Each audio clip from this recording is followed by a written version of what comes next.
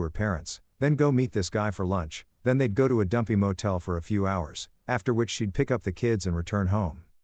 At this point, I hired a divorce lawyer. My parents cheated on each other and the fallout absolutely fucked mine and my siblings' childhood. It was something that was totally unacceptable. I also asked Ron to find out what he could about this guy. Ron absolutely came through. I learned his name, Bob, that he was married and had 3 kids. I also found out that he worked as a VP of sales for his father-in-law's business. At this point, I had my lawyer draw up the divorce papers. I also asked Ron for a couple more copies of his report and one more thing I wanted him to do for me. On the same day I had my wife served with the divorce papers at her work, I had Ron meet with this guy's wife and show her everything he'd found out. She seemed nice and I figured that she deserved to know what her dear hubby was up to. What she did with that information was up to her.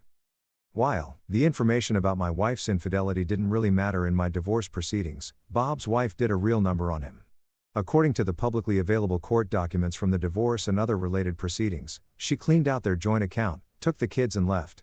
As soon as her dad found out what he'd done, Bob was fired, and since her parents actually owned the house where Bob and his wife lived, he also got evicted. Their divorce was ugly. Lots of fighting in, and evidently out of, court.